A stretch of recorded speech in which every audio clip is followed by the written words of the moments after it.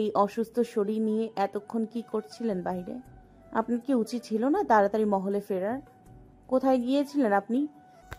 জবার এহেন রূপে করা প্রশ্নে শেহবাজ খানিকক্ষণ জবার দিকে চেয়ে চোখ ছোট ছোট করে গম্ভীর কণ্ঠে প্রশ্ন করে। কেন জানতে চাইছো? শেহবাজের প্রশ্নে জবার বোধগম্য হয় এতক্ষণ সে কার সামনে প্রশ্নগুলো করছিল। মুহূর্তে সে তার রুদ্ররূপ ভুলে ভেজা বেড়ালের মতো করে বলে ওঠে। আরে আমি জানতে চাইবো কেন? আপনার ইচ্ছা হলে বলবেন, না ইচ্ছা হলে বলবেন না। জবার করা প্রতিউত্তর ভালো লাগলো না শেহবাজের। সে চেয়েছিল জবা সজোরে বলবে, আমি আপনার অর্ধাঙ্গিনী, সবকিছু জানার অধিকার আছে আমার। অথচ বোকা ফুলটা বেড়াল ছানার মতো চুপসে গেল। তাই ভীষণ রাগ হলো তার। সুতরাং জবার দিকে তার এক পলকও না তাকিয়ে দর্পণের সামনে গিয়ে ক্রোধিত কণ্ঠে দুহাত উঁচু করে গম্ভীরভাবে বলল, শালটা খুলে দাও। শেহবাজের এহেন রুক্ষভাবে বলা কথায় জবা ভাবল হয়তো তার কাছে কৈফিয়ত চাওয়ার দরুন ফুসোবাবু ফুসছেন।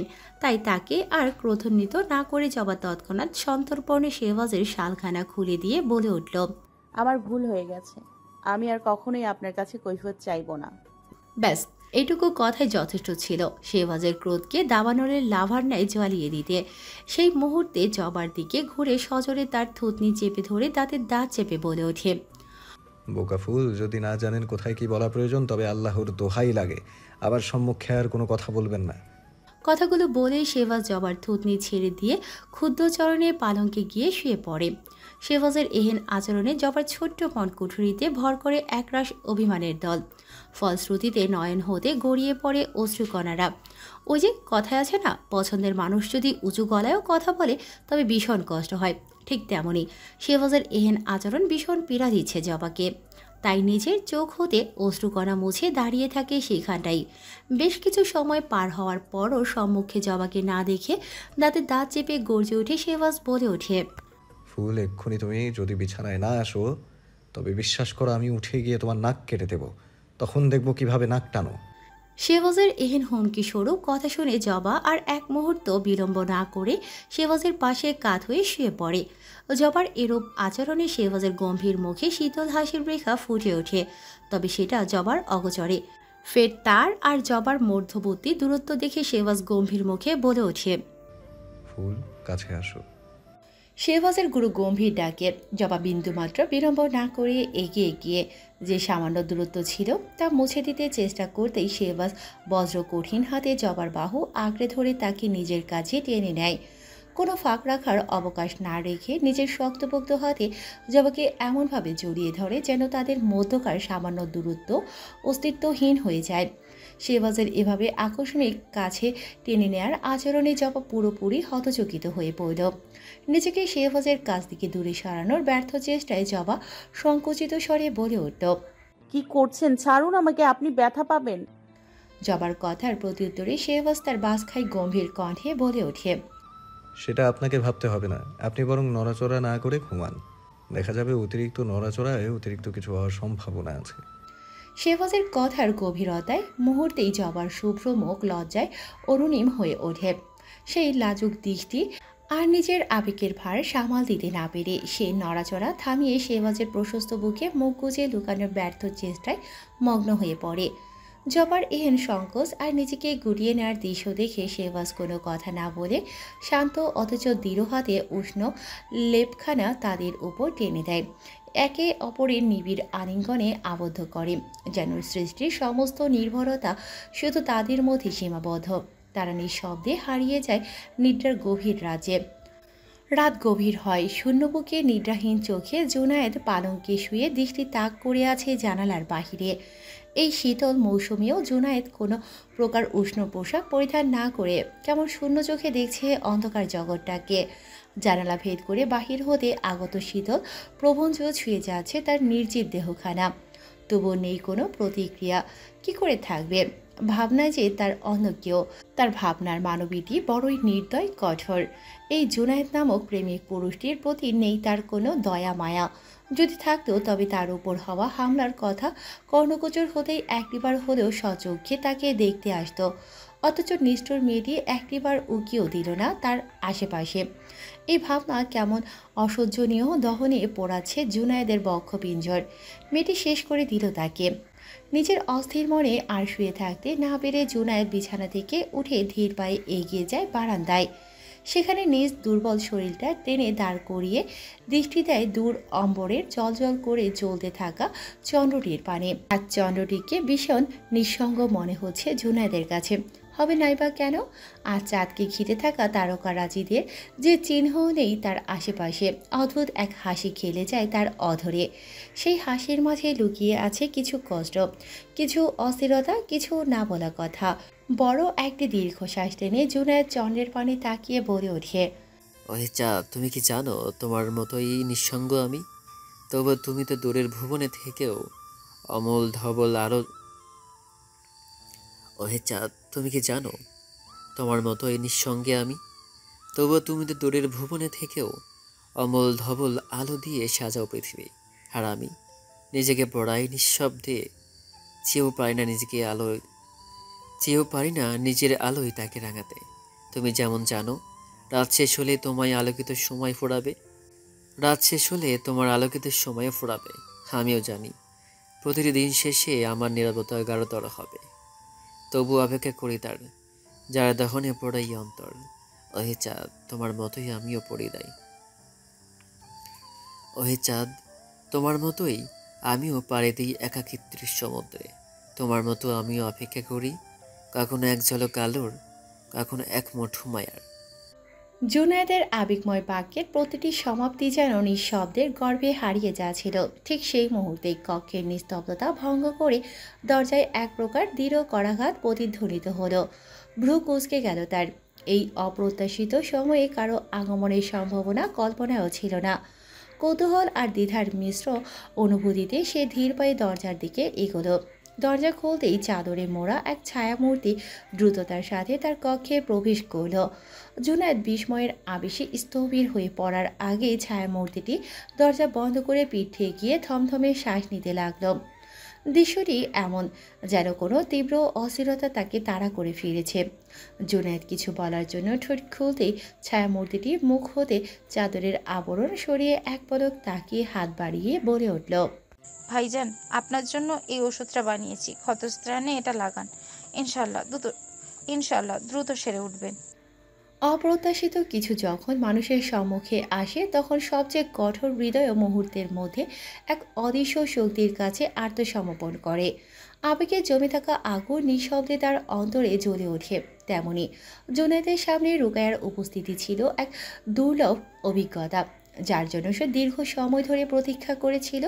যার ফলে রুকায়ার আগমনে আকস্মাৎ জুনায়েদের দৃঢ় পুরুষালী চোখ থেকে গড়িয়ে পড়ে অশ্রু, যা তার প্রিয়তমার প্রতি গভীর ভালোবাসার এক অক্ষয় সাক্ষ্য। রুকায়া এই দৃশ্য দেখে মুহূর্তে স্থবির হয়ে যায়। তার চোখের সামনে শক্তপোক্ত পুরুষটির অশ্রু তাকে অস্থির করে তোলে। ফলে এক গভীর উদ্বেগে সে বলে ওঠে, ভাইজান, আপনার কি কোথাও কষ্ট হচ্ছে? রুকায়ার প্রশ্নে জুনায়েদ তার পানে দৃষ্টি রেখে শান্ত কণ্ঠে নিজের বিস্তৃত হাত দ্বারা বুকের বাপাশ চেপে ধরে বলে, হ্যাঁ হচ্ছে, এখানটাই বড় কষ্ট হচ্ছে রুকাইয়া। জুনায়েদের কথায় রুকায়া চিন্তিত হয়ে আকস্মাৎ নিজের কোমল হাতটা জুনায়েদের বুকে রেখে বলে ওঠে, হায় আল্লাহ, এখানে কেন কষ্ট হবে? রুকায়ার হাত রাখার সাথে সাথে জুনায়েদের শ্বাস প্রশ্বাস ভারী হয়ে ওঠে। হৃৎপিণ্ডের ওঠানামা দ্বিগুণ হারে বেড়ে যায়। সর্বাঙ্গে অদ্ভুত এক কম্পন বয়ে যায়। ফলশ্রুতিতে জুনায়েদ রুকায়ার কোমল হাতখানা নিজ বুকে চেপে ধরে অভিমান মিশ্রিত কণ্ঠে প্রশ্ন করে, সকাল থেকে একটি বারও কেন দেখতে আসনি আমায়? জুনায়েদের প্রশ্নে রুকায়া নতজানু হয়ে বলে ওঠে, কিভাবে আসতাম? আপনার কাছে আসতে দেখলে আমাকে আপনার কাছে আসতে দেখলে আম্মি যান, চাচি যান কি ভাবতেন? তাই এখন সকলের অগোচরে এসেছি। রুকায়ার এহেন প্রত্যুত্তরে জুনায়েদের সর্বাঙ্গে প্রশান্তির এক হিমেল প্রবঞ্চ বয়ে যায়। এতক্ষণ যাবৎ নিজের মনে সৃষ্ট হওয়া ক্ষত রুকায়ার এরূপ বাক্যে মলমের ন্যায় কাজ করে সারিয়ে দেয় মুহূর্তেই। এক মনোমুগ্ধকর হাসি ফুটে ওঠে জুনায়েদের অধরে। সেই হাসির রেখায় স্পষ্ট পরিলক্ষিত হয় তৃপ্তি, প্রশান্তি আর প্রাপ্তি। জুনায়েদের তার প্রশান্তির গভীর আবেশে আকস্মাৎ রুকায়ার হাতখানা টেনে নিজ বক্ষের সাথে আলিঙ্গন করে নেয় রুকায়ার ছোট্ট দেহখানা। পরিশালী স্পর্শে কেঁপে ওঠে রুকায়া। হতভম্ব হয়ে তৎক্ষণাৎ জুনায়েদ হতে নিজেকে ছোটানোর জন্য ছটফটিয়ে ওঠে সে। তখনই জুনায়েদ নিজের অধর রুকাইয়ার কর্ণ বরাবর নিয়ে হিসিয়ে বলে ওঠে, রুকাইয়া, এক লহমায় স্থির হও দয়া করে, একটু আলিঙ্গন করো আমায়। অস্থির দহনশীল বুকটাকে শীতল করতে দাও তোমার স্পর্শে। জুনায়েদের এহেন বাক্যে রুকাইয়া ঝড় বস্তুর ন্যায় স্থির হয়ে রয় জুনায়েদের বাহুডোরের আলিঙ্গনে। ঠিক কতটা সময় এভাবে দুচিত্ত একে অপরের মাঝে বিলীন ছিল তার ইয়াত্তা নেই তাদের। তবে কথায় আছে না, দু বিপরীত মেরু যখন একে অপরের অতি নিকটে থাকে তখন চুম্বকের ন্যায় আকর্ষণ করবে, এটাই স্বাভাবিক। ঠিক তেমনি হঠাৎ নিজ আবেগে পুরোপুরি ডুবে গিয়ে জুনায়েদ অজান্তে নিজ শক্ত বাহু শিথিল করে নিজের পুরুষালী হাতের বিচরণ চালায় রুকাইয়ার সম্পূর্ণ পিঠে। ঝড়বস্তুর ন্যায় থাকা রুকাইয়াও আকস্মাৎ এহেন স্পর্শে আবেশে বন্ধ করে নেয় নিজ নেত্রযুগল। মোহমায়ায় বিভোর হয়ে একে অপরের মাঝে ডুবে জুনায়েদ নিজ শীতল হাত রুকাইয়ার দুগালে রেখে নিজ অধর রুকাইয়ার কোমল অধর বরাবর নিতেই নিজ চোখ মেরে ধরে রুকাইয়া। মুহূর্তে স্তম্ভিত ফিরে পেয়ে জুনায়েদকে নিজ হতে ধাক্কা দিয়ে দূরে সরিয়ে বলে ওঠে, আপনি নিশ্চয়ই জানেন একজন নারীকে তার স্বামী ব্যতীত অন্য পুরুষের স্পর্শ করলে তাকে কি বলা হয়। তবে কেন স্পর্শ করলেন আমাকে এভাবে? কেন অপবিত্র করলেন আমায় আপনার স্পর্শে? রুকের কথায় মুহূর্তেই জুনায়েদের বক্ষে এক তীব্র ব্যথা অনুভব হতে শুরু করল। মস্তিষ্কে কিছুক্ষণ পূর্বে আবেগের বশে করা তার কর্ম হানা দিল।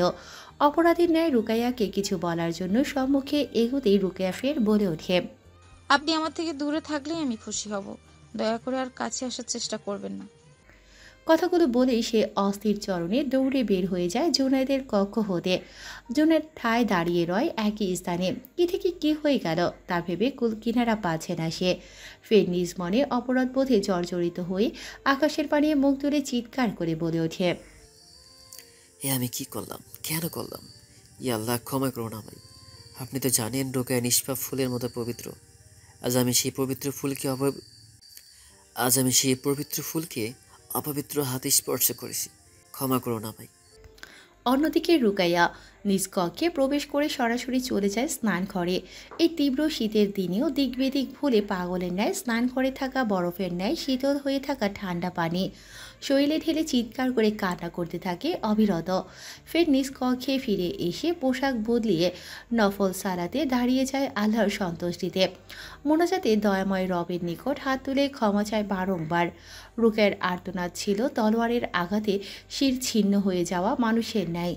তার মোনাজাতের প্রতিটি বাক্যে ছিল রবের ক্ষমা পাওয়ার আকুল আবেদন। সময় ভয়ঙ্কর চিরন্তন এক সত্য, যা কখনো হয় শুভকর আবার কখনো হয় অশুভকর, যেমনটা হয়েছে জুনায়েদ ও রুকাইয়ার জন্য। এখন দেখার পালা এই সময়ের অবিচল পরিবর্তনে তাদের সম্পর্ক কী রূপ ধারণ করে। সময়ের চাকা ঘুরতে থাকে। কুয়াশা কাটিয়ে রাত থেকে দিনের সূচনা ঘটে। রাতের নিস্তব্ধতায় তলিয়ে থাকা জমিদার বাড়ি আবার তার গুঞ্জনে মুখরিত করে তার চারিপাশ। অদূরে হাঁসের ছানার ন্যায় জবা লেপ মুড়ো দিয়ে এখনও মুখ লুকিয়ে আছে শেহবাজের বক্ষে। শেহবাজ ঘুম থেকে উঠেছে সেই কখন, তবুও শুয়ে আছে তার ফুলকে বক্ষে জড়িয়ে। কিন্তু সালাতের সময়ও যে ফুরোচ্ছে, তাই সে তার ফুল নামক হাঁসের ছানাকে বুক থেকে তুলে ললাটে গভীর এক চুম্বন দিয়ে বলে ওঠে, এই যে আমার হাসির ছানার ন্যায় ঘুমিয়ে থাকা ফুল, প্রভাত হলো যে, সালাত আদায়ের সময় ফুরোচ্ছে, ঘুম থেকে উঠুন। শেহবাজের এরূপ ডাকে জবা ভ্রু কুঁচকে চোখ পাকিয়ে দৃষ্টি রাখে শেহবাজের চোখে। সে বোঝার চেষ্টা করে লোকটা তাকে হাঁসের ছানা কেন ডাকে। ফুল ডাকটাই তো কি সুন্দর শোনায় তার মুখ থেকে। জবার ভাবনার মাঝেই শেহবাজ থেকে ছেড়ে বিছানা থেকে ওঠে, গম্ভীরভাবে বলে ওঠে, দ্রুত যাও, সালাতের জন্য তৈরি হও। জবা শেহবাজের বলা কথার পিছলে কোনো কথা না বলে বিছানায় নতজানু হয়ে বসে রয়। জবার এরূপ আচরণে শেহবাজের ললাটে সূক্ষ্ম ভাঁজ পরিস্ফুটিত হয়। সে জবার দিকে তাকিয়ে কিছু বলার জন্য উদ্যত হতেই একটু থেমে জবাকে পরখ করে গম্ভীরভাবে প্রশ্ন করে, তোমার কি সালাতের নিষিদ্ধ সময় চলছে? সরাসরি শেহবাজের মুখ থেকে এহেন বাক্য শুনে লজ্জায় জবা মাথা নত করে হ্যাসূচক মাথা ঝাঁকায়। সে কোনো মতেই নিজ আখি যুগল তুলে ধরতে পারছে না সম্মুখে। জবার এহেন হালাত দেখে শেহবাজ গম্ভীর স্বরে বলে ওঠে, ফুল, এখানে লজ্জা পাওয়ার মতো কোনো বিষয় হয়নি। স্বামী হই তোমার, সকল বিষয়ে জানার হক আছে আমার, তাই নিজের সমস্যাগুলো নিজ মুখে থেকে বলার চেষ্টা করবে। দ্বিতীয়বার যেন কোনো বিষয়ে আমার অনুমান করতে না হয়, মনে থাকবে বিষয়টা? শেহবাজের প্রশ্নে জবা তৎক্ষণাৎ মাথা ঝাঁকিয়ে বলে ওঠে, মনে থাকবে। গম্ভীর মুখে বসে আছে সকলে মহলের বৈঠককৃত কক্ষে। সেখানে শেহবাজের উপস্থিতি ঘটতেই আলেয়া বানু শেহবাজকে বলে ওঠে, শেহবাজ, তোমার সাথে কিছু বিষয় আলোচনা করতে চাই। মায়ের মুখের এহেন অভিব্যক্তি দেখে শেহবাজ বলে ওঠে। আম্মি যান, ঠিক আছেন আপনি? কি হয়েছে খুলে বলুন আমায়। শেহবাজের প্রশ্নে আলেয়া বানু তাকে আশ্বস্ত করে বলে ওঠে, আমি ঠিক আছি, তোমাকে সব বলছি। তবে জুনায়েদ ও রুকাইয়াকে দাসীদের দিয়ে ডাকতে পাঠিয়েছি, তারা আসুক, তাদের সামনেই কথাটি বলবো। অল্প কিছুক্ষণের মধ্যেই সকলে বৈঠককৃত কক্ষে প্রবেশ করে। জুনায়েদ ও রুকাইয়া। রুকাইয়ার অবস্থা এমন যে কোনো ঝড় তাকে ছিন্ন ভিন্ন করে দিয়ে গেছে। তার চোখে মুখে ক্লান্তির ছাপ স্পষ্ট। যেই তাকে দেখবে বুঝতে পারবে তার উপর দিয়ে প্রচণ্ড ঝঞ্ঝা বয়ে গেছে। মেয়ের এমন বিপর্যস্ত অবস্থা দেখে সাহেলা বানু মুখে গভীর উৎকণ্ঠার ছায়া নেমে আসে। দ্রুত সম্মুখে এগিয়ে গিয়ে তিনি রুকাইয়ার মুখের অবস্থা নিরীক্ষণ করতে করতে জিজ্ঞাসা করলেন, রুকাইয়া, কি হয়েছে তোর? এমন কেন দেখাচ্ছে? মায়ের প্রশ্ন শুনে রুকাইয়া এক পলক দৃষ্টি ফেরায় জুনায়েদের দিকে। তার করুণ চেহারা দেখে স্পষ্ট বোঝা যায় রাতের নিদ্রা তাকে ছুঁয়েও দেখেনি। চোখের তলায় গভীর ক্লান্তি আর মুখের শূন্যতা তার মনের ভেতরে তাণ্ডবকে প্রকাশ করছে। কিন্তু মুহূর্তের মধ্যেই রুকাইয়া তার চক্ষু সরিয়ে নেয় জুনায়েদের দিক থেকে। মায়ের প্রশ্ন উপেক্ষা করে নিজে পাল্টা প্রশ্ন ছুড়ে দেয়, আমি জান সকলে এখানে কেন? আর আমাকে ডাকা হয়েছে কেন? রুকাইয়ার প্রশ্নে সাহেলা বানু উদ্বেগ নিয়ে বলেন, আমিও জানি না। সকাল হতেই ভাবিজান সকলকে ডেকে এখানে এনেছেন। কেন ডেকেছেন প্রশ্ন করলেই বলেন, তোরা আসার পর উনি জানাবেন। মায়ের প্রশ্নে রুকাইয়া খানিকটা অবাক হয়ে যায় আলেয়া বানুর মুখের পানে। তখনই আলেয়া বানু জুনায়েদকে একবার পরখ করে শেহবাজের পানে দৃষ্টি দিয়ে বলেন, পুত্র, আমি চাইছি খুব শীঘ্রই রুকাইয়া আর জুনায়েদের বিবাহ সম্পন্ন করতে। আলেয়া বানুর এমন অভাবনীয় প্রস্তাবে সাহেলা বানু এক মুহূর্তের জন্য হতবাক হয়ে যান। তার মুখে কথা আটকে যায়। ঠিক তেমনি জুনায়েদ ও রুকাইয়া নির্বাক দৃষ্টিতে আলেয়া বানুর মুখের দিকে তাকিয়ে থাকে। তাদের চোখে স্পষ্ট বিভ্রান্তি। এমন একটি প্রস্তাব শোনার পর রুকাইয়ার শরীরে এক শীতল স্রোত বয়ে যায়। অজানা আতঙ্কে তার হৃদয় স্পন্দন দ্রুত হতে থাকে। সে কিছুতেই বুঝে উঠতে পারছে না আলেয়া বানু হঠাৎ কেন এই প্রস্তাব দিলেন। রুকাইয়ার ন্যায় একই অবস্থা পড়ে যায় জুনায়েদেও। অন্য সময় হলে সে হয়তো খুশিতে আত্মহারা হয়ে যেত, পরন্তু গতরাতের ঘটনার পর হঠাৎ মায়ের এমন আকস্মিক কথার অর্থ তার বোধগম্যর বাইরে। তাদের হতবুদ্ধি নীরবতার মধ্যে সাহেলা বানু আলেয়া বানুর চোখে চোখ রেখে দৃঢ় কণ্ঠে বলে ওঠেন, ভাবিজান, আপনি হঠাৎ কেন জুনাইদ ও রুকাইয়ার বিবাহের কথা বলছেন? বলেই তিনি তার স্বামীর পানে চেয়ে বলে ওঠেন, ভাবিজানের প্রস্তাবের ব্যাপারে আপনি কিছু বলবেন না? সাহেলা বানুর কথার পৃষ্ঠে তার স্বামী প্রতি উত্তর করে, ভাবিজান আগেই ভাইজান আর আমার সাথে এই ব্যাপারে আলোচনা করেছেন। আমাদের এতে কোনো দ্বিমত নেই। ঘরের মেয়ে ঘরেই থাকবে, তাই আমি এতে সম্মতি দিয়েছি। নিজ স্বামীর মুখ থেকে এমন বাক্য শুনে ভেতর থেকে রাগে দাউ দাউ করে জ্বলে ওঠেন সাহেলা বানু। তিনি যতই নিজেকে স্থির রাখার চেষ্টা করেন ততই তার মনে আঘাতের স্রোত বয়ে যায়। জুনায়েদ নিঃসন্দেহে ভালো ছেলে, কিন্তু তিনি নিজ কন্যা রুকাইয়াকে দেখতে চেয়েছেন শেহবাজের জীবন সঙ্গিনী হিসেবে, এই জমিদার মহলের গর্বিত জমিদার গিন্নি রূপে। তাই স্বামীর এমন জবাবে তিনি এক বিন্দু খুশি হতে পারেননি। তবে এখানে কিছু বলার মানেই হবে নিজের অপমান বাড়ানো। তাই আর কোনো কথা না বলে ক্ষুব্ধ পায়ে তিনি নিজের কক্ষের দিকে চলে যান। সাহেলা বানুর প্রস্থানকে একবার লক্ষ্য করে আলেয়া বানু শেহবাজের দিকে ফিরে দৃঢ় কণ্ঠে প্রশ্ন করেন, এই বিষয়ে তোমার কি মত? শেহবাজ তার চিরাচরিত গম্ভীরতা বজায় রেখে ভারী কণ্ঠে উত্তর দেয়, আম্মি যান, এই বিষয়ে আপনার যা ভালো মনে হয় তাই করুন। বলে দৃঢ়পায়ে প্রস্থান করে নিজ কর্মে। শেহবাজ দৃঢ়পায়ে প্রস্থান করার পর একে একে সবাই বৈঠকখানা ছেড়ে চলে যায়, কিন্তু রয়ে যায় জুনায়েদ ও রুকাইয়া। চারপাশের নিস্তব্ধতা রুকাইয়ার হৃদয়ে গভীর চাপ সৃষ্টি করে। তার ভিতরে এক অজানা শঙ্কা আর যন্ত্রণার ঝড় বইতে থাকে। এ চাপ আর সহ্য করতে না পেরে সে ধীরে ধীরে আলেয়া বানুর সামনে এসে দাঁড়ায়। কম্পিত কণ্ঠে অসহায়ের মতো প্রশ্ন করে, চাচিজান, আপনি কেন জুনায়েদ ভাইজান আর আমার বিবাহ দিতে চাইছেন? রুকাইয়ার প্রশ্নে আলেয়া বানু বলে ওঠেন, রুকাইয়া কয়েকদিনের মধ্যেই জুনায়েদ তোমার স্বামী হবে, তাই এখন থেকে ভাইজান ডাকের সমাপ্তি ঘটাও। আলেয়া বানুর এহেন কথায় রুকাইয়া অস্থির হয়ে তৎক্ষণাৎ বলে ওঠে, ওনাকে আমি সর্বদা ভাইজান রূপে দেখেছি, এখন কি করে? রুকাইয়াকে সম্পূর্ণ কথা বলতে না দিয়ে তীক্ষ্ণ চোখে তার পানে চেয়ে দৃঢ় কণ্ঠে আলেয়া বানু বলে ওঠে, ভাইজান রূপে দেখো, অথচ রাতের আধারে গোপনে তার কক্ষে যাও, নির্লজ্জ বেহাইয়া নারীর মতো। আলিয়া বানু কথাগুলো বলে দৃঢ় পায়ে প্রস্থান করেন, আর রুকাইয়া তার পায়ের নিচ থেকে যেন জমিন সরে যায়। চোখে একরাশ শূন্যতা নিয়ে পাথরের মতো স্থির দাঁড়িয়ে থাকে সে। আলিয়া বানুর মুখে এমন বিষাক্ত শব্দ শুনে তার সমস্ত সত্তা অবশ হয়ে যায়। এতক্ষণে তার হৃদয় বুঝে নেয় কেন হঠাৎ তাদের এই বিবাহের আয়োজন। যে চাচি যান তাকে মায়ের মতো আগলে রেখেছিলেন, স্নেহে বেঁধে রেখেছিলেন, তারই মুখ থেকে নির্লজ্জ বেহায়া উপাধি শোনার পর নিজের অস্তিত্বকে নিকৃষ্টতম মনে হচ্ছে তার। রুকেয়ার এমন বিধ্বস্ত অবস্থা দেখে জুনায়েদের ভেতরটা ছারখার হয়ে যায়। বুকের গভীরে তীব্র যন্ত্রণা অনুভব করে সে। এই দৃশ্য তার জন্য অসহনীয় হয়ে পড়ে। ফলশ্রুতিতে রুকাইয়ার দিকে এগিয়ে এসে সে নরম অথচ দৃঢ় কণ্ঠে বলে ওঠে, রোকেয়া, তুমি দয়া করে কষ্ট পেও না। আমি আম্মিজানকে গত রাতের সব ঘটনা খুলে বলবো, তখন নিশ্চয়ই আম্মিজান তোমাকে বুঝবেন। জুনায়েদের কথায় রুকাইয়া তার অনুভূতিহীন শূন্য দৃষ্টি জুনায়েদের পানে তাক করে বলে ওঠে, তবে আমাকে আপনি বিয়ে করতে পারবেন না সেটাও বলে দিন। রুকাইয়ার কথায় মুহূর্তেই জুনায়েদ নির্বাক হয়ে যায়। কথা বলার ভাষা খুঁজে পায় না। তার নিশ্চুপতায় রুকাইয়া ফের বলে ওঠে, কি হলো বলতে পারবেন? রুকাইয়ার প্রশ্নে জুনায়েদ নিজেকে ধাতস্থ করে তীক্ষ্ণ হাসি অধরে ফুটিয়ে বলে ওঠে, আচ্ছা রোকেয়া, বলো তো, ক্ষুধার্ত বাঘের মুখে প্রতীক্ষিত আহার আসার পর কারো সাধ্য আছে তার মুখ থেকে সেই খাবার ছিনিয়ে নেয়ার? জুনায়েদের এহেন প্রশ্নে রুকাইয়া অদ্ভুত প্রশ্নাত্মক দৃষ্টি জুনায়েদের পানে নিক্ষেপ করে বলে ওঠে। মানে? রুকাইয়ার প্রশ্নে জুনায়েদ খানিক শব্দ করে হেসে বলে ওঠে, আমি সেই ক্ষুধার্ত বাঘ, আর তুমি আমার সেই প্রতীক্ষিত আহার। তাই কি করে তোমার প্রিয় হারাই বলো? সুতরাং নিজেকে তৈরি করো আমার অর্ধাঙ্গিনী রূপে। কথাগুলো বলেই জুনায়েদ আর এক মুহূর্তও না দাঁড়িয়ে চলে যায় সেখান হতে। রুকাইয়া অবাক হয়ে জুনায়েদের পানে অশ্রুসিক্ত নয়নে চেয়ে থাকে। সে জুনায়েদের মুখ হতে এহেন উত্তরের আশা করেনি বিন্দুমাত্র। ফলশ্রুতিতে সে ভাঙা গলায় বলে ওঠে, স্বার্থপর। বলেই দৌড়ে নিজ কক্ষে চলে যায়। আলেয়া বানু আড়াল হতে এতক্ষণ যাবৎ সব দেখছিলেন। রুকেয়াকে এভাবে ছুটে যেতে দেখে তিনি দীর্ঘশ্বাস ছেড়ে বলে ওঠেন, আমায় ক্ষমা করে দিস মা, তোর সাথে এভাবে কথা বলার জন্য। কিন্তু কি করব বল, নিজের ছেলের গত রাতের তোর জন্য করা আজাহারি এখন আমার কানে ভেসে আসছে। মা হয়ে কি করে নিজের ছেলেকে এতটা কষ্ট পেতে দিই? তাই একটু স্বার্থপর হতে হলো আমায়।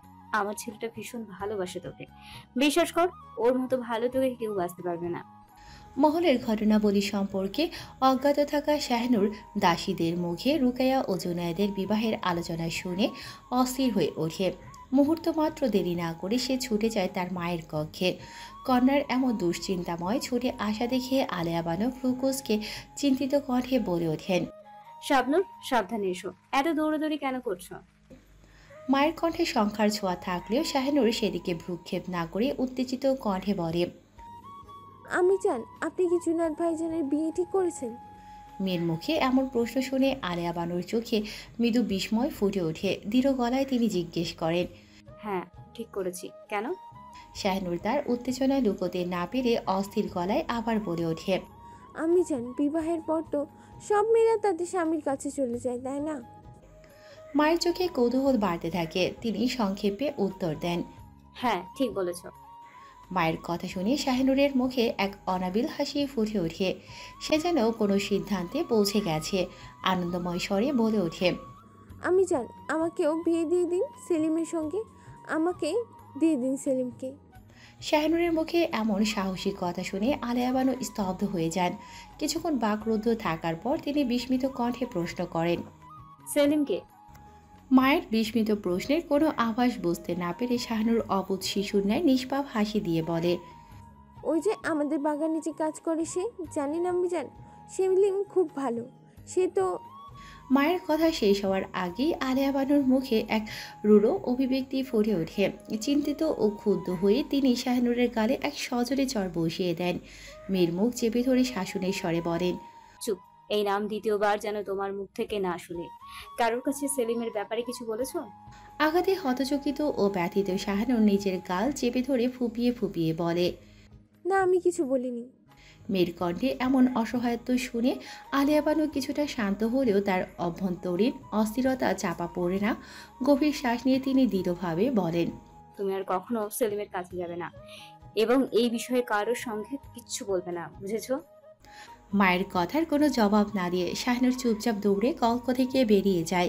তার প্রস্থান দেখে আলেয়া বানু কষ্ট মেশানো চোখে দরজার দিকে তাকিয়ে থাকেন। মেয়ের এই অদ্ভুত বায়না ও তার নিষ্পাপ আবেগ তার মনের গহীনে অশান্তির ঢেউ তুলে যায়। শাহিনুর মায়ের কক্ষ থেকে দুঃখ ভরা হৃদয় নিয়ে ছুটে সোজা সেলিমের কর্মস্থলে গিয়ে উপস্থিত হয়। কোনো কথা না বলে নিঃশব্দে সেলিমের নিকটে গিয়ে বসে পড়ে। সেলিম নিজের কাজে মগ্ন ছিল, কিন্তু শাহিনুরের উপস্থিতি তার নজর এড়ায়নি। তবু সে কিছু না বলে নিজের কাজে ব্যস্ত থাকার ভান করে সব সময়ের মতো। সময়ের ভারী নীরবতা ভেঙে খানিকক্ষণ পর সেলিমের মনেও অস্থিরতা জাগে। এতক্ষণেও শাহিনুরের পরিচিত চঞ্চল কথাগুলো না শুনে অবশেষে সে তার পানে ফিরে যায়। মুহূর্তেই তার চোখে পড়ে শাহিনুরের বিধ্বস্ত চেহারা, নিস্তেজ দৃষ্টি আর নির্জীব ভঙ্গি। শাহিনুরের এই অবস্থা দেখে সেলিম হতবাক হয়ে যায়। সব কাজ ফেলে সে দ্রুত তার সামনে এসে দাঁড়ায়। নিজের রুক্ষ হাতে শাহিনুরের মলিন মুখখানি আলতো করে ধরে ফেলে উদ্বিগ্ন কণ্ঠে বলে ওঠে, ছোট কুমারী, কেটে আপনারা আঘাত করেছে? সেলিমের প্রশ্নের উত্তরে শাহিনুর কোনো শব্দ করে না, নিস্তেজ নিথর ভঙ্গিতে বসে থাকে একইভাবে। তার শিশুসুলভ মন অভিমানে ভরে গেছে। মনে হচ্ছে পৃথিবীর কেউ তাকে ভালোবাসে না, কেউ তাকে গুরুত্ব দেয় না। সেই অভিমানের ভার আর সেদিন সেলিমের সাথে কথা না বলার করা প্রতিজ্ঞা, দুটোই তাকে বোবা করে রেখেছে। অন্যদিকে শাহিনুরের এই নীরবতা সেলিমের হৃদয়ে গভীর ক্ষত তৈরি করে। তার চোখে স্পষ্ট ফুটে ওঠে শাহিনুরের ব্যথিত অন্তর। তাই সেলিম অস্থির হয়ে শাহিনুরের মুখে একটুখানি হাসি ফিরিয়ে আনতে আলতো স্বরে বলে, আপনি যদি আমার প্রশ্নের উত্তর দেন তাহলে আমি আপনারে আজকে আবার রাইতে মহলের বাইরে লইয়া যাবো। ব্যাস, এই একটি কথাই যথেষ্ট ছিল শাহিনুরের মুখে কথা ফোটানোর জন্য। তাই অস্থির হয়ে নিজ হাত বাড়িয়ে বলে ওঠে, ওয়াদা। শাহিনুরের এহেন রূপে সেলিম অধরে হাসি ফুটিয়ে বলে ওঠে, ওয়াদা। আমি জান মেরেছে, কেন? আমাকে বিবাহ দেওয়ার কথা বলেছে তাই। শাহিনুরের মুখ থেকে এমন উত্তর শুনে সেলিমের বুকটা ধক করে ওঠে। এক অজানা ব্যথার ঢেউ এসে আছড়ে পড়ে তার হৃদয়ের বাপাশে। শাহিনুরের বিবাহের কথা শোনা মাত্রই তার পুরো শরীরটা কেঁপে ওঠে এক অস্থির অনুভূতিতে। এমনটা অনুভব করা তার একদমই উচিত নয়। সে জানে তার আর শাহিনুরের মধ্যকার দূরত্ব আকাশ পাতালের মতো, কিন্তু সে কী করবে? নিজের মনকে তো আর সে বাধা দিতে পারছে না। শাহিনুরকে হারানোর তীব্র ভয় ক্রমশ তার ভেতরে ছড়িয়ে পড়ছে। সেলিম চেষ্টা করে নিজেকে শান্ত করার, বুকের ভেতরে সেই দহনকে দমিয়ে রাখার, কিন্তু কিছুতেই পারছে না। তার পুরুষালী চোখ বারবার ঝাপসা হয়ে আসছে অশ্রুর ভারে। এতদিন নিজের অনুভূতিগুলোকে শক্ত হাতে বেঁধে রেখেছিল, আজ যেন সেই বাধা ভেঙে যেতে চাইছে। নিজেকে সামলাতে না পেরে মনের কষ্ট লুকানোর জন্য সে একটিও কথা না বলে দ্রুত পায়ে সরে যায় শাহিনুরের সামনে থেকে। বোকা সেলিম বুঝতেও পারল না যার জন্য তার এই দুঃসহ যন্ত্রণা, সেই শাহিনুরই তার মায়ের কাছে গিয়ে তাকে তার জীবনসঙ্গী হিসেবে চেয়ে বসেছে। যদি বোকা পুরুষটি জানতো এই কথা, তবে কি তার এই বিষণ্ণ চোখের গভীরতায় নতুন আশার আলো ফুটে উঠত? কে জানে, হয়তো হ্যাঁ, আবার হয়তো বা না। শাহিনুর অবাক হয়ে দেখে সেলিমের প্রস্থান। ফের কিছু না ভেবে উচ্চস্বরে বলে ওঠে, সেলিম, আমি তোমার জন্য সেই গাছটার নিচে অপেক্ষা করব। তুমি না আসা অবধি আমি কক্ষে ফিরবো না কিন্তু। সময় নিজের নিয়মে এগিয়ে যায়। দিনের আলো নিভে আসে ধীরে ধীরে। প্রতিটি প্রাণী ক্লান্ত শরীরে ফিরে যায় তার আপন নীড়ে।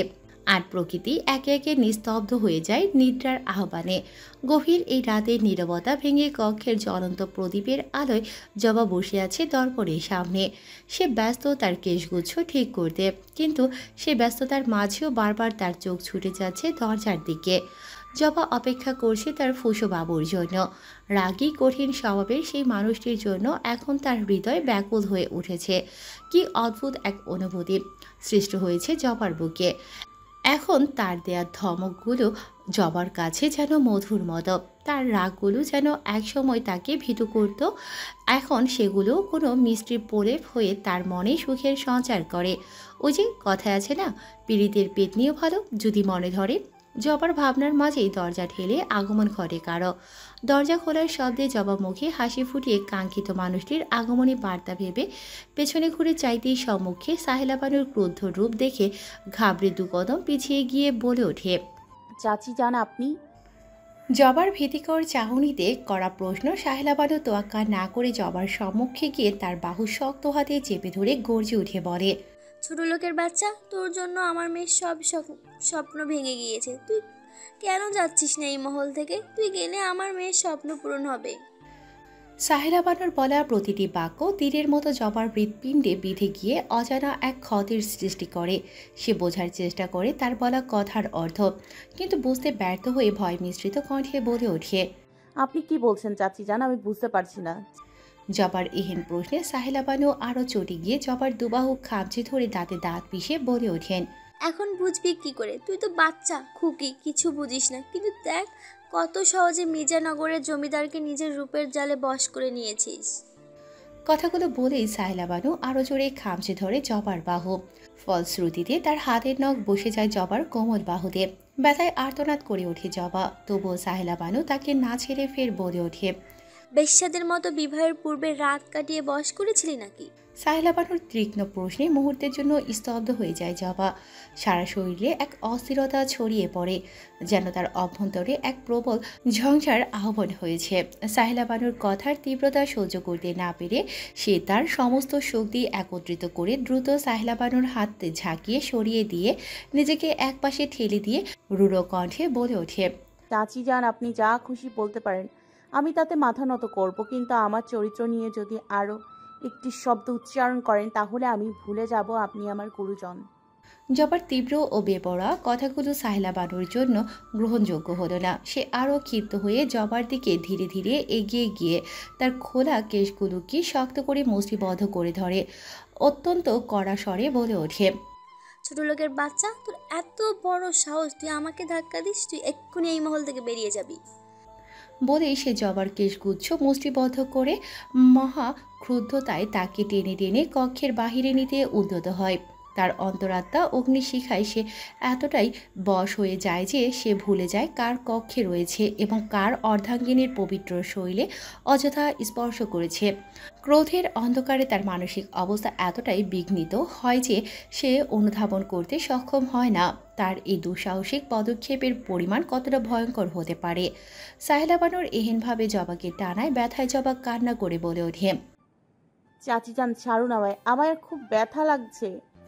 জবার কথায় সাহেলা বানু দাঁতে দাঁত পিষে বলে ওঠেন, ছাড়বো তোকে, তবে মহলের বাইরে সেবাজের জীবন থেকে দূরে নিয়ে। সাহেলা বানুর কথায় জবা নিজ কেশ থেকে ঝাপটা ঝাপটি করে তার হাত ছুটিয়ে বলে ওঠে, আমি যাব না কোথাও। আমি ওনাকে ছেড়ে এখান থেকে কোথাও যাব না। এটা আমার স্বামীর বাড়ি। আপনি বের করার কে? জবার কথার জবাবে সাহেলা বানুর রাগে অগ্নিশর্মা হয়ে তার থুতনি চেপে ধরতে উদ্যত হতেই আকস্মিকভাবে এক লৌহ দৃঢ় হাত তার কোমল হাতটি এমনভাবে চেপে ধরে যেন তা মুহূর্তেই গুড়িয়ে যাবে। ব্যথার তীব্রতায় সাহেলা বানু প্রায় জ্ঞানশূন্য হয়ে সেই অপ্রতিরোধ্য শক্তির উৎসের দিকে তাকায়। তখনই তার দৃষ্টিতে উদ্ভাসিত হয় শেহরাজের ভয়াল এক রুদ্ধ রূপ। সেই রূপ এতটাই ভীতিপ্রদ যে তার শরীরের রক্ত ভয়ে জমে যাওয়ার উপক্রম। ভয়ের শীতল স্রোতে গলা শুকিয়ে কাঠ হয়ে আসে তার। মুহূর্তেই সে উপলব্ধি করে ক্রোধের অগ্নিতে পুড়ে গিয়ে কতটা ভয়াবহ ভুল করে বসেছে। তার কাঁপতে থাকা আত্মার মাঝেই শেবাজ বজ্রধ্বনির মতো গর্জে ওঠে, আপনার দুঃসাহস কি করে হয় আমার ফুলের শরীরে হাত তোলার? শেবাজের গর্জন সারা কক্ষে নীরবতা বিদীর্ণ করে দেয়। ভয়ে আতঙ্কিত সাহেলা বানু কিছু বলার আগে শেবাজের রুদ্ধ কণ্ঠ আবার বজ্রের মতো প্রতিধ্বনিত হয়, আমার অনুপস্থিতিতে আপনি আমার অর্ধাঙ্গিনীকে একবার আঘাত করা সাহস দেখিয়েছিলেন, তখনও আপনাকে ছেড়ে দিয়েছিলাম। কিন্তু আজ আপনার সাহস দেখে আমি বিস্মিত হয়েছি। আমার কক্ষে প্রবেশ করে আমার একান্ত ফুলের পবিত্র শরীরে আঘাত করার দুঃসাহস দেখানোর স্পর্ধা আপনার হলো কি করে? বলুন, এখন কেমন করে ক্ষমা করি আপনাকে? আজ আপনার অপরাধের শাস্তি অনিবার্য। শেবাজের বাক্যের পিষ্টে সাহেলা বানু তৎক্ষণাৎ বলে ওঠে, সেবাজ পুত্র, বিশ্বাস করো আমি জবাকে কিচ্ছু করিনি। ও তোমাকে মিথ্যা বলেছে। সাহেলা বানুর কথার প্রত্যুত্তরে শেবাজের চোখ গিয়ে থামে সাহেলার হাতে, যা তার শক্ত মুঠোয় বন্ধি। সেই হাতের বালায় আটকে থাকা জবার লম্বা চুলের ছিন্ন অংশ যেন আগুন ছড়িয়ে দেয় শেবাজের শিরায় উপশিরায়। মুহূর্তেই তার চাহনিতে জ্বলতে থাকে অগ্নিশিখা। ক্রোধ আকাশ ছুঁয়ে ভয়ঙ্কর তাণ্ডবে রূপ নেয়। কয়েক মুহূর্ত আগের শেহবাজের সাথে এই শেহবাজের কোনো তুলনাই চলে না। তার চোখ দুটি এমন রক্তিম হয়ে ওঠে যেন পলক ফেলতে সেখান থেকে গড়িয়ে পড়বে রক্তবিন্দু। শাহিলা বানু নিজের হাত ছাড়ানোর চেষ্টায় ক্ষীণ প্রতিরোধ করার আগে শেহবাজ পৈশাসিক ক্রোধে এক হাত তার গলা চেপে ধরে দেয়ালের সাথে ঠেসে ধরে। তার দৈত্যের শক্তি আর হিংস্র চোখের দাপট যেন এক ক্ষুধার্ত বাঘের মতো প্রতিটি শিরায় শিরায় ফুটে ওঠে। শাহিলা বানু ছটফট করতে থাকে, কিন্তু শেহবাজের মুখে করুণার ছিটে ফোটা নেই। জবা হতভম্ব হয়ে থমকে দাঁড়িয়ে থাকে। তার দেহ পাথরের মতো জমে যায়। ভয়ে, বিস্ময়ে এবং দুশ্চিন্তায় তার মন দোলা চলে। কি করবে, কি বলবে কিছুই ভেবে পাচ্ছে না সে। কিন্তু চোখের সামনে শাহিলা বানুর নিঃশ্বাস নেওয়ার জন্য প্রাণপণ চেষ্টা তাকে তীব্র ব্যস্ততায় ফিরিয়ে আনে। নিজের ভাঙা ভাঙা আত্মবিশ্বাস জড়ো করে জবা এগিয়ে আসে, তার কাপা কণ্ঠে বলে ওঠে, ছাড়ুন চাচিজানকে, এভাবে ধরে রাখলে উনি মারা যাবে, ছাড়ুন দয়া করে। শেহবাজ যেন নিজের অস্তিত্বের সীমানা ছাড়িয়ে এক অচেনা অন্ধকারের গভীরে তলিয়ে গেছে। তার কর্ণ জবার করুণ মিনতির শব্দ শোনার ক্ষমতা হারিয়েছে।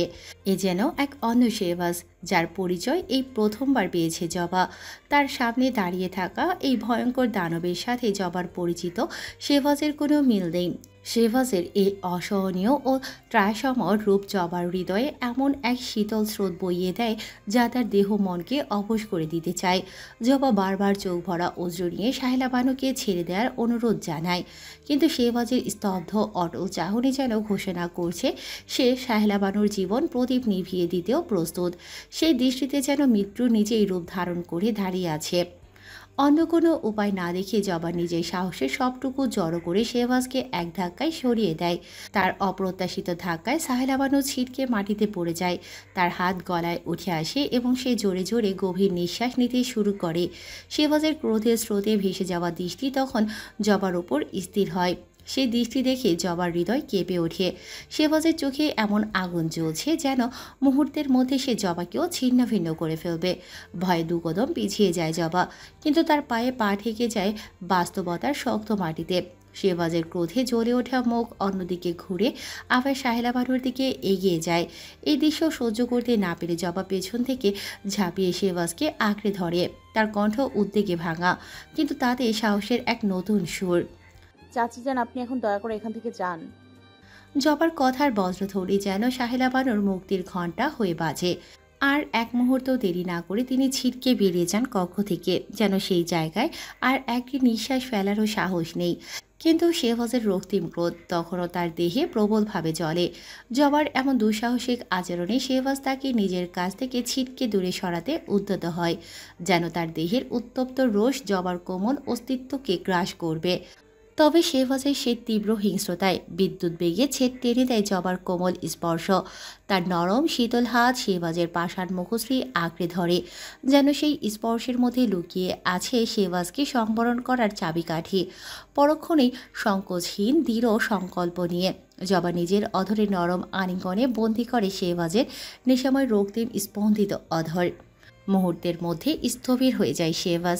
তার ধার্য ক্রোধ ক্রমশ গলিত হয়ে এক অদ্ভুত কোমলতার রূপ ধারণ করে।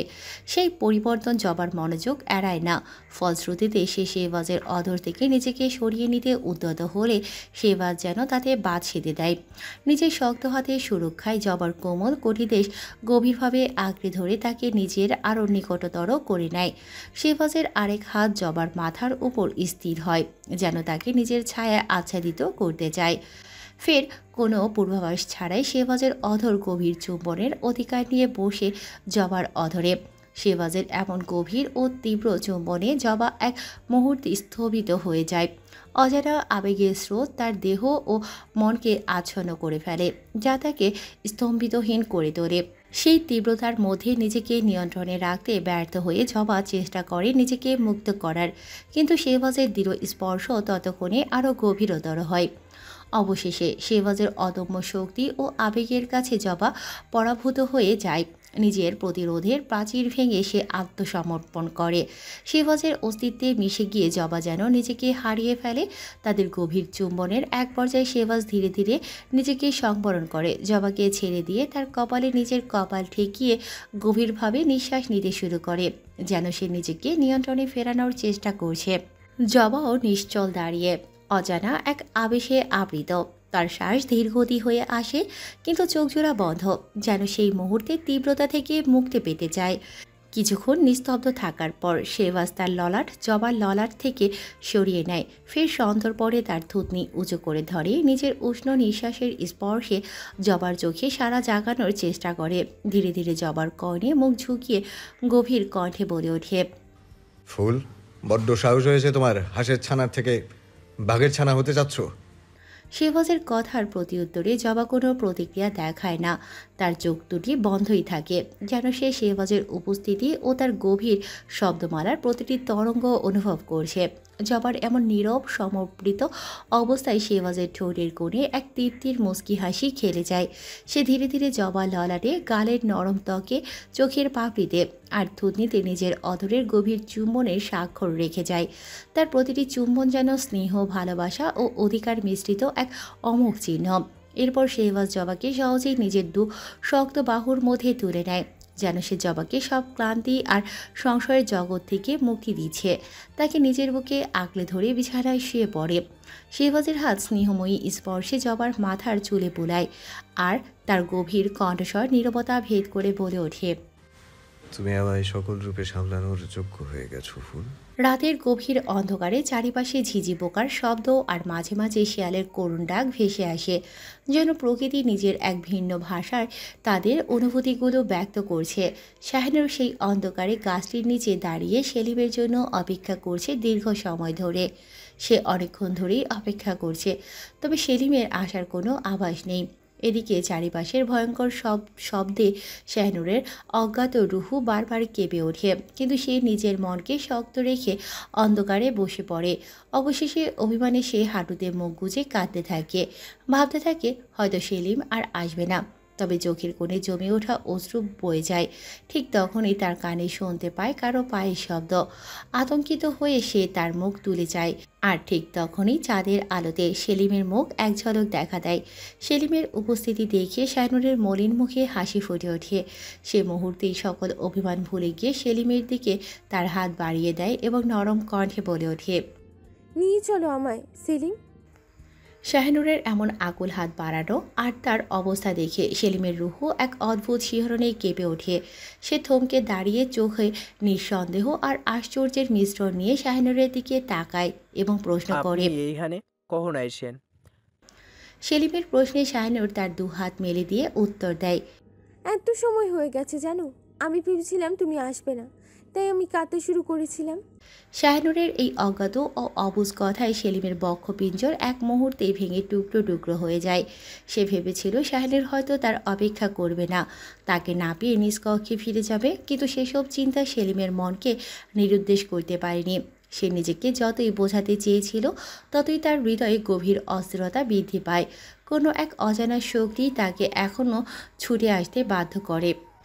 ফের মহলের ভেতরে প্রবেশ করে সে যখন দেখে শাহিনুর এখনও এখানেই অন্ধকারে বসে আছে, একেবারে নিঃসঙ্গ একাকী, মুহূর্তে বক্ষপিঞ্জর কেঁপে ওঠে তার। সেলিম উপলব্ধি করে, যদি সে না আসতো তবে শাহিনুর কি সম্পূর্ণ রাত এখানেই বসে থাকতো? এসব চিন্তা এমন অস্থির করে তুলেছে তাকে, অপরাধবোধ সম্পূর্ণরূপে গ্রাস করে নিচ্ছে তার রুহ। এসব ভাবনার মধ্যে শাহিনুর আবার এক অদ্ভুত শিথিলতায় বলে ওঠে, সেলিম আমাকে ওঠাও। শাহিনুরের এহেন বাক্যে সেলিমের সমস্ত চিন্তা মুহূর্তেই শেষ হয়ে যায়। এক দিগন্তবিহীন সাগরের ঢেউ এর মতো তার অস্থির কাঁপা কাঁপা হাতে শাহিনুরকে টেনে ওঠায়। ফের শাহিনুর অবলীলায় দেয়ালের কাছে গিয়ে দাঁড়িয়ে এক নিঃশ্বাসে বলে ওঠে, তাড়াতাড়ি চলো। শাহিনুরের কথায় সেলিম বিলম্ব না করে সেই আগের মতো দেয়াল টপকে মহলের বাইরে চলে যায়। সেখান থেকে হারিকেনের আলোতে তাদের পদচারণা শুরু হয় সম্মুখে। কিছু সময় হাঁটার পর শাহিনুর উৎফুল্ল কণ্ঠে বলে ওঠে, সেলিম আজ কোথায় নিয়ে যাবে আমায়? আমার একটা পছন্দের জায়গা আছে, যেইখানে আমার মন খারাপ বা ভালো থাকলে চাই। আপনি চাইবেন সেইখানে? হ্যাঁ আমি যাবো, নিয়ে চলো আমায়। বলেই সে সেলিমের সাথে ধীরে ধীরে পা বাড়াতে থাকে।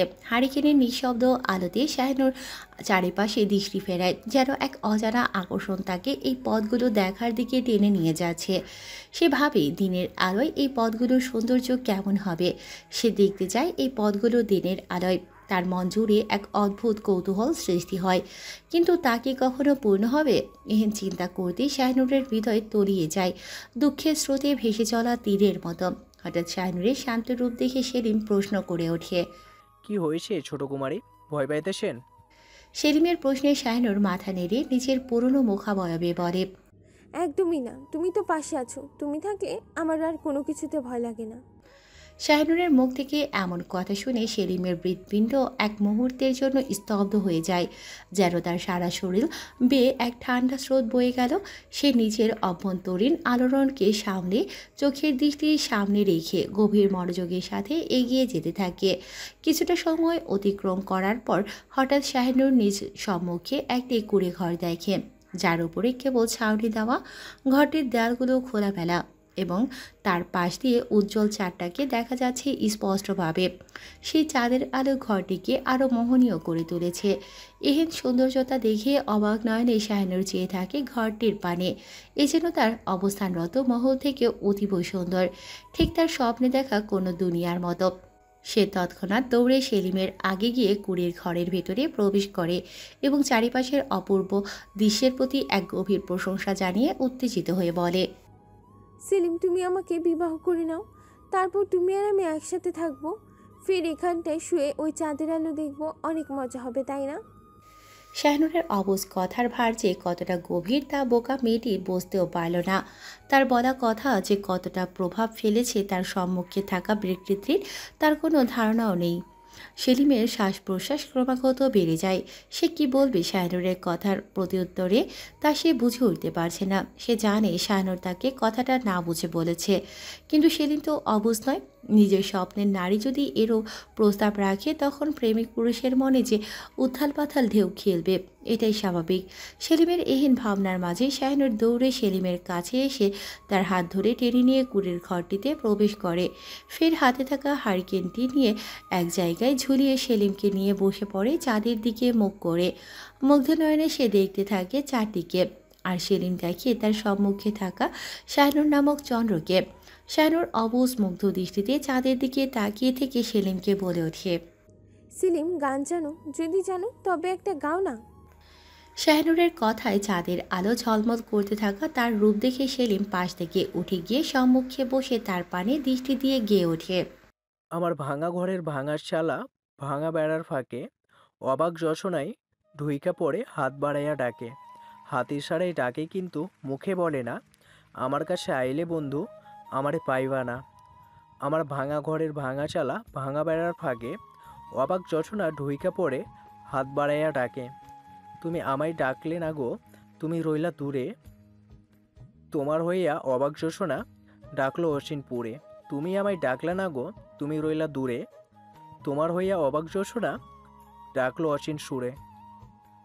হাত ইশারায় ডাকে কিন্তু মুখে বলে না, আমার কাছে আইলে বন্ধু আমারে পাইবা না। আমার ভাঙা ঘরের ভাঙা চালা ভাঙা বেড়ার ফাঁকে অবাক যশনা ঢুইকা পড়ে হাত বাড়াইয়া ডাকে। ঘর খুলিয়া বাইর হইয়া জ্যোৎস্না ধরতে চাই, হাত ভর্তি চাঁদের আলো ধরতে গেলে নাই। ঘর খুলিয়া বাইর হইয়া জ্যোৎস্না ধরতে যাই, হাত ভর্তি চাঁদের আলো ধরতে গেলে নাই। হাতির সারাই ডাকে জ্যোৎস্না মুখে বলে না, আমার কাছে আইলে বন্ধু আমারে পাইবা না। আমার ভাঙা ঘরের ভাঙা চালা ভাঙা বেড়ার ফাঁকে অবাক যশনা ঢুইকা পড়ে হাত বাড়াইয়া ডাকে। আমার হাত বাড়াইয়া ডাকে। গানের প্রতিটি শব্দ শাহিনুরের হৃদয়ে অদ্ভুত এক মোহের জাল বিছিয়ে দেয়, যেন প্রতিটি সুরে মিশে আছে মায়ার অনন্ত রেশ। সে নির্বাক হয়ে সেলিমের দিকে তাকিয়ে থাকে, যেন তার সমস্ত জগৎ এই এক পলকে সীমাবদ্ধ। গানের প্রতিটি লাইন সেই ছোট্ট কুটির আর জ্যোৎস্নার স্নান করা রাতকে আরও স্বপ্নময়, আরও জীবন্ত করে তুলেছে। সেলিমের কণ্ঠে নির্জন রাতে নীরবতাও সুর হয়ে বেজে উঠছে, যেন সময় থেমে গেছে এই অনন্ত মুহূর্তে। শাহিনুর হঠাৎ সেলিমের দিকে গভীর দৃষ্টিতে তাকিয়ে মৃদু স্বরে বলে ওঠে, সেলিম, তোমার চোখে পানি কেন? তুমি কাঁদছো কেন?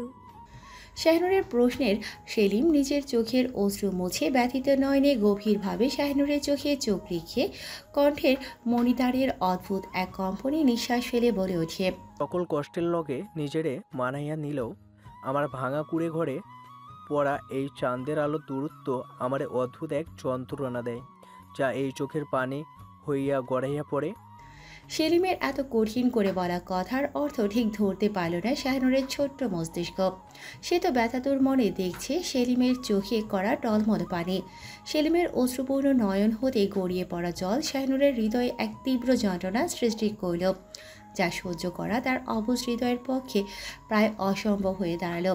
অবশেষে সে দ্রুত এগিয়ে এসে নিজের কোমল হাত দিয়ে সেলিমের অশ্রুসিক্ত নয়ন ধীরে ধীরে মুছে দিতে চাইল।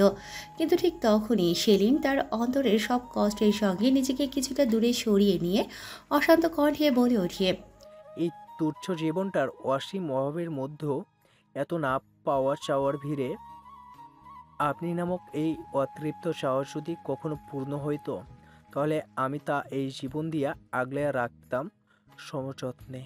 শাহনুর অপলক দৃষ্টিতে সেলিমের দিকে চেয়ে থাকে। সেলিমের ভাঙা ভাঙা কথাগুলোর গভীরতাকে বুঝতে সে বারবার চেষ্টা করে, কিন্তু তার অবশ মন সেই অর্থের প্রান্ত ছুঁতে পারে না। ব্যর্থতার ভারে ক্লান্ত হয়ে শাহনুর আর কোনো কথা না বলে ধীরে ধীরে কুটিরের বাইরে পা বাড়ায়। চারিদিকে ছাউনিহীন কুড়ে ঘরের নির্জনতার মাঝখানে সে মাটিতে লেপ্টে বসে। শীতল মাটির উপর তার আঙুলগুলো অজান্তে সঞ্চালিত হতে থাকে, যেন সে বারংবার লিখেছে এই লেখা। সেলিম অদূরে দাঁড়িয়ে দেখে শাহনুরকে, ফের নিজের অশান্ত মনটাকে শান্ত করে শাহনুরের সম্মুখে গিয়ে দাঁড়িয়ে বলে ওঠে, কি লিখতেছেন ছোট কুমারী? সেলিমের প্রশ্নে শাহনুর মাথা উঁচিয়ে তার পানে চেয়ে ফের নতজানু হয়ে শান্ত স্বরে বলে ওঠে, তোমার নাম? শাহনুরের কণ্ঠস্বর এতটাই নির্ভর ছিল যে সেলিম কিছুক্ষণ হতবাক হয়ে তাকিয়ে রইল। তার চোখ আটকে গেল শাহনুরের সরল আঙ্গুলের সঞ্চালনে। মাটির উপর অক্ষরগুলো ধীরে ধীরে ফুটে উঠছে, যেন প্রতিটি অক্ষরই একান্ত কিছু বলতে চাইছে। সেলিমের হৃদয়ের গহীনে এক অদ্ভুত প্রশ্ন দানা বাঁধল। কিছুটা বিস্মিত হয়ে সে থেমে বলল, আপনি আমার নাম কেন লিখতেছেন? শাহনুর কিছুক্ষণ নীরব থাকে। তার চোখের কোণে এক ধরনের লাজুক মায়া খেলা করে, যা তার অবশ হৃদয়ের গভীরে লুকানো অনুভূতিগুলোকে প্রকাশ করতে গিয়েও আটকে দেয়। সে নিজেও জানে না কেন তার আঙুলগুলো বারবার সেলিমের নামকেই আঁকছে মাটির বুকে। নিজের মনোভাবের এই অস্পষ্ট টানকে ব্যাখ্যা করার মতো ভাষা তার নেই। তবুও এক গাঢ় আবেগে ভেজা কণ্ঠে সে ধীরে ধীরে বলে ওঠে, তোমার মতো তোমার নামটাও খুব ভালো লাগে আমার। সেলিম অবাক হয়ে চেয়ে থাকে শাহনুরের পানে। এই কথার কি অর্থ ধরবে সেলিম জানা নেই তার। তবুও অবুঝ মেয়ের অবুঝ কথায় তার হৃদয়ের দোলাচল বেড়ে যায় দ্বিগুণ হারে। ফের খানিকক্ষণ চুপ থেকে কিছু একটা ভেবে নিজের অনুভূতির সাথে আপোষ করে আবার জিজ্ঞেস করে, আপনার নামটা কেমনে লিখতে হয় আমার শিখাইবেন? শাহনুর সেলিমের দিকে গভীর দৃষ্টি নিবদ্ধ করে এক টুকরো মৃদু হাসি ছড়িয়ে দিল, যেন কোনো মায়াবী প্রভাতে শিশির স্নাত সূর্যকিরণ তার ঠোঁটের কোণে জীবন্ত হয়ে উঠল। সেই হাসির পড়তে ছিল এক অদ্ভুত আকর্ষণ, যেন সমস্ত পৃথিবীর মাধুর্য একত্রিত হয়ে সেখানে বিরাজমান। মাটিতে স্থির হয়ে বসে থেকেই সে সেলিমের হাত আলতো টেনে নিয়ে তাকে পাশে বসালো। শাহনুর নরম আঙ্গুল সেলিমের হাতের তালুর উপর স্থির হয়ে থেমে গেল।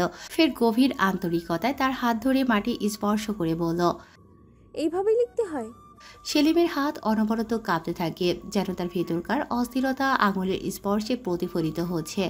শাহনুরের আঙুলের উষ্ণ পরশ তার হৃদয়ের প্রতিটি কোণে এক অনির্বাচনীয় স্রোত বইয়ে দেয়। সেই উষ্ণতার গভীরে এক আবেগ জমাট বাঁধে, যা তার অস্তিত্বকে অচেনা এক পরিধিতে নিয়ে যায়। সে ধীরে ধীরে মাটির উপর আঙুল চালিয়ে শাহনুরের নাম লিখতে চেষ্টা করে। শাহনুর শব্দটি মাটির বুকে ফুটে ওঠে, যেন কোনো অলৌকিক স্পর্শে প্রাণ লাভ করছে। নামের প্রতিটি অক্ষর তার হৃদয়ে এক অদ্ভুত সুর তোলে। এই এক গভীর মমতার ভাষা, যা শব্দহীন কিন্তু স্পর্শময়। সেলিম কোমল স্পর্শে ছুঁয়ে দেয় সেই নামটিকে। ফের গভীর শ্বাস টেনে অতি স্নিগ্ধ কণ্ঠে ফিসফিসিয়ে বলে ওঠে, শাহনুর। কিছু বললে? কিছু না ছোট কুমারী, মেলার সময় হইয়া গিয়েছে, মহলে ফিরতে হইব। সেলিমের কথায় শাহনুরের মনটা হঠাৎ মলিন হয়ে যায়। সে ব্যথাতুর নয়নে চারপাশটা দেখে বলে ওঠে, চলো। রাতের অন্ধকার কাঁপতে কাঁপতে ম্লান হতে শুরু করে। তার পরিসীমা অতি ধীরে প্রভাতের স্নিগ্ধ আলো স্পর্শ করতে থাকে। জবা শেহবাজের বুকে লেপ্টে শুয়ে রয়েছে গভীর নিদ্রায় ডুবে।